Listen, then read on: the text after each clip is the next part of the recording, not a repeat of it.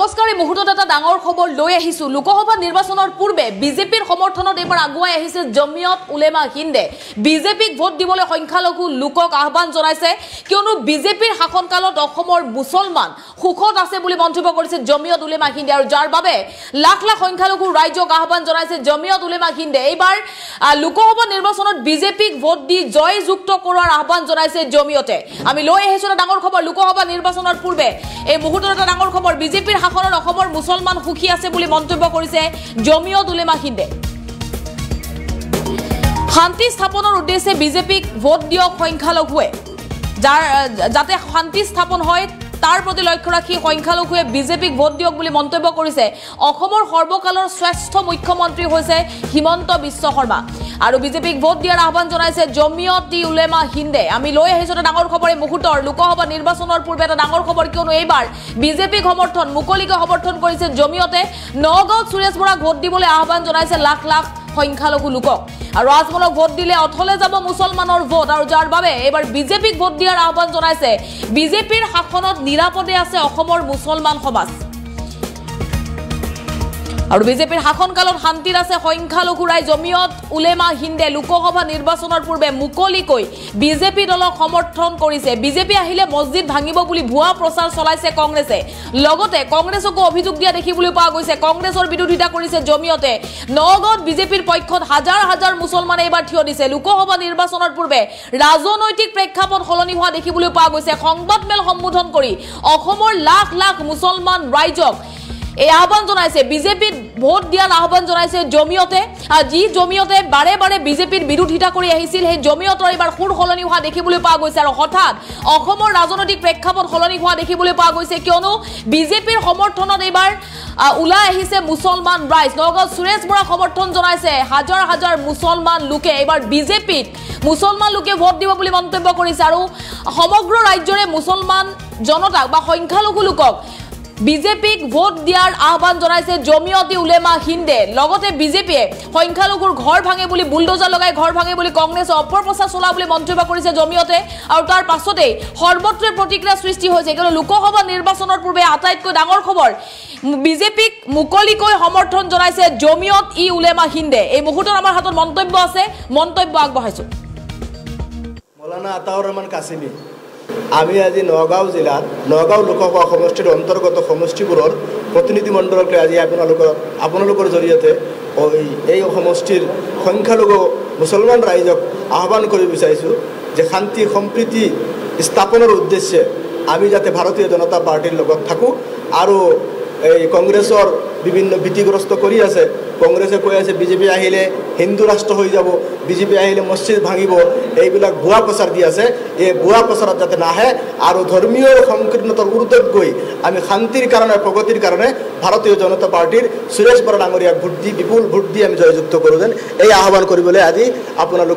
আপোনালোকৰ জৰিয়তে এই মুছলমান ৰাইজক আমি আহ্বান কৰিব বিচাৰিছোঁ এইবাৰ অসমৰ সৰ্বকালৰ শ্ৰেষ্ঠ মুখ্যমন্ত্ৰী ডক্টৰ হিমন্ত বিশ্ব শৰ্মা যি প্ৰগতিৰ বাটত লৈ গৈছে বিভিন্ন আঁচনি দিছে ৰাস্তা ঘাট উন্নত হৈছে মাথাউৰি ঠিক কৰিছে আপোনাৰ এই চন্দ্ৰপুৰৰ পৰা শিলঘাটলৈকে মাথাউৰি বনাইছে আৰু গড়খহাৰীয়া ৰোধ কৰিছে এই ৰাস্তা ঘাটবিলাক হোৱাৰ কাৰণে এই প্ৰগতি আৰু উন্নয়ন দেখি এইবাৰ মুছলমান ওলাই আহিছে এইবাৰ মুছলমানে ভোট দিব আমি এই আপোনাৰ কাজিৰঙা সমষ্টিত দেখিছোঁ তাতে বিপুল পৰিমাণে ভোট দিছে গতিকে ইয়াতো মুছলমানসকলে ভোট দিব কিন্তু বৰ্তমানে আমি দেখিছোঁ কংগ্ৰেছৰ কিছুমান নেতাসকলে মুছলমান মহিলাসকলক ভীতিগ্ৰস্ত কৰি আছে ভয় দেখুৱাই আছে এই ভয়ে ভীতিগ্ৰস্ত যাতে নাহে আৰু যাতে আমি যে বিপদে পৰিচালিত নহওঁ আমি ইমান দিন প্ৰতিদ্বন্দ্বিতামূলক ৰাজনীতি কৰি আহিছোঁ আমি ইমান দিন আমি এই প্ৰতিষ্ঠান বিৰোধী ৰাজনীতি কৰি আহিছোঁ আমি ইমান দিন সংকীৰ্ণতাত অৱলম্বন কৰি আমি ৰাজনীতি কৰি আহিছোঁ আৰু যাৰ ফলত আজি মুছলমানসকল অতি লাঞ্ছিত বঞ্চিত আৰু দৰিদ্ৰতাৰ কৰাল কাষত ককবকাই আছে এই জাতিটোক উদ্ধাৰ কৰা দূৰৰ কথা এই জাতিটোৰ অন্ন বস্ত্ৰ বাসস্থানৰ নিৰাপত্তা আজি অভাৱ হৈছে আৰু আমি দেখিছোঁ মুখ্যমন্ত্ৰী মহোদয় যেতিয়াৰ পৰা আহিছে তেতিয়া আমি নিৰাপত্তাত আছোঁ কোনো সাম্প্ৰদায়িক সংঘৰ্ষ এতিয়ালৈকে হোৱা নাই কিন্তু কংগ্ৰেছৰ আমলত আপোনালোকে দেখিব প্ৰতিটো বছৰতে এটা সাম্প্ৰদায়িক সংঘৰ্ষ হৈছে গতিকে আমি যি নিৰাপত্তা পাইছোঁ আমি অগ্ৰগতি আৰু উন্নয়নৰ বাটেৰে আগবাঢ়ি গৈ আছোঁ গতিকে এইবাৰ মুছলমান ৰাইজ ওলাই আহিছে আৰু আহিব আমাৰ নগাঁও লোকসভা সমষ্টিৰ যিজন প্ৰাৰ্থী আছে তেওঁ বহুত ভাল প্ৰাৰ্থী আৰু আগতে তেওঁ মানুহক সহায় সহযোগিতা কৰিছে তেওঁৰ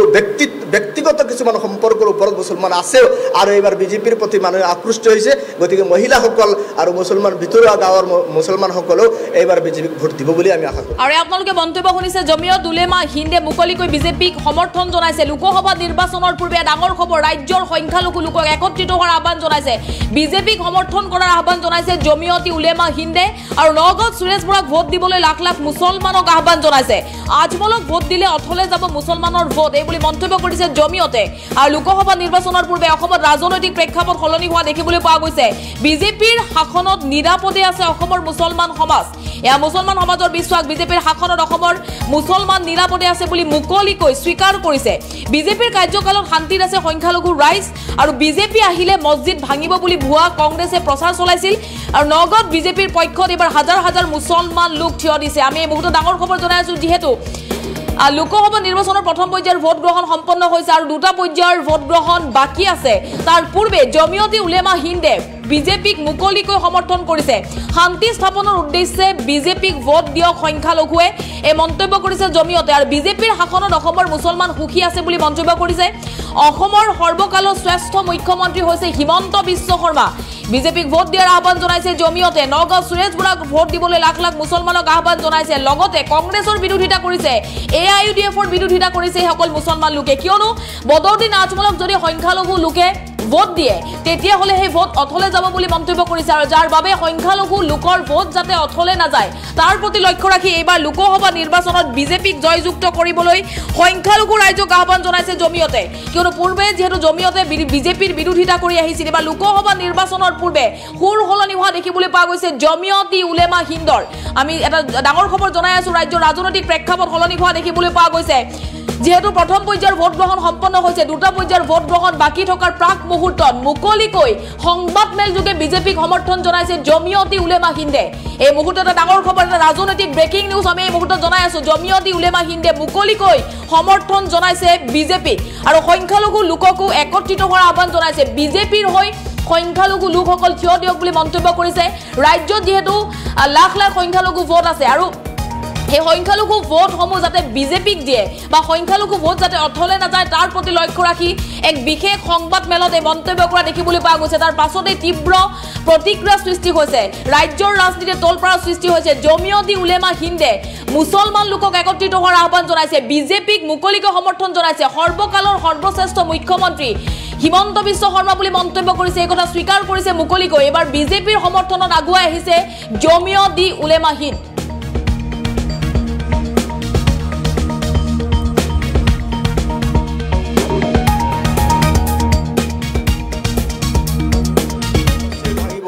এইবিলাক ভুৱা প্ৰচাৰ দিয়া আমি আজি নগাঁও জিলাত নগাঁও লোকসভা সমষ্টিৰ অন্তৰ্গত সমষ্টিবোৰৰ প্ৰতিনিধিমণ্ডলক আজি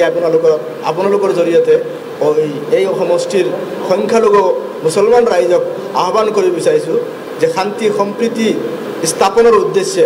আমি যাতে ভাৰতীয় জনতা পাৰ্টিৰ লগত থাকোঁ আৰু এই কংগ্ৰেছৰ বিভিন্ন ভীতিগ্ৰস্ত কৰি আছে কংগ্ৰেছে কৈ আছে বিজেপি আহিলে হিন্দু ৰাষ্ট্ৰ হৈ যাব বিজেপি আহিলে মছজিদ ভাঙিব এইবিলাক ভুৱা প্ৰচাৰ দি আছে এই ভুৱা প্ৰচাৰত যাতে নাহে আৰু ধৰ্মীয় সংকীৰ্ণতাৰ ঊৰ্ধত গৈ আমি শান্তিৰ কাৰণে প্ৰগতিৰ কাৰণে ভাৰতীয় জনতা পাৰ্টিৰ সুৰেশ বৰা ডাঙৰীয়াক ভোট দি বিপুল ভোট দি আমি জয়যুক্ত কৰোঁ যেন এই আহ্বান কৰিবলৈ আজি আপোনালোকৰ জৰিয়তে এই মুছলমান ৰাইজক আমি আহ্বান কৰিব বিচাৰিছোঁ এইবাৰ অসমৰ সৰ্বকালৰ শ্ৰেষ্ঠ মুখ্যমন্ত্ৰী ডক্টৰ হিমন্ত বিশ্ব শৰ্মা যি প্ৰগতিৰ বাটত লৈ গৈছে বিভিন্ন আঁচনি দিছে ৰাস্তা ঘাট উন্নত হৈছে মাথাউৰি ঠিক কৰিছে আপোনাৰ এই চন্দ্ৰপুৰৰ পৰা একদম শিলঘাটলৈকে মাথাউৰি বনাইছে আৰু গড়খহাৰীয়া ৰোধ কৰিছে এই ৰাস্তা ঘাটবিলাক হোৱাৰ কাৰণে এই প্ৰগতি আৰু উন্নয়ন দেখি এইবাৰ মুছলমান ওলাই আহিছে এইবাৰ মুছলমানে ভোট দিব আমি এই আপোনাৰ কাজিৰঙা সমষ্টিত দেখিছোঁ তাতে বহু বিপুল পৰিমাণে ভোট দিছে গতিকে ইয়াতো মুছলমানসকলে ভোট দিব কিন্তু বৰ্তমানে আমি দেখিছোঁ কংগ্ৰেছৰ কিছুমান নেতাসকলে মুছলমান মহিলাসকলক ভীতিগ্ৰস্ত কৰি আছে ভয় দেখুৱাই আছে এই ভয়ে ভীতিগ্ৰস্ত যাতে নাহে আৰু যাতে আমি যে বিপদে পৰিচালিত নহওঁ আমি ইমান দিন প্ৰতিদ্বন্দ্বিতামূলক ৰাজনীতি কৰি আহিছোঁ, আমি ইমান দিন আমি এই প্ৰতিষ্ঠান বিৰোধী ৰাজনীতি কৰি আহিছোঁ, আমি ইমান দিন সংকীৰ্ণতা অৱলম্বন কৰি আমি ৰাজনীতি কৰি আহিছোঁ। আৰু যাৰ ফলত আজি মুছলমানসকল অতি লাঞ্ছিত বঞ্চিত আৰু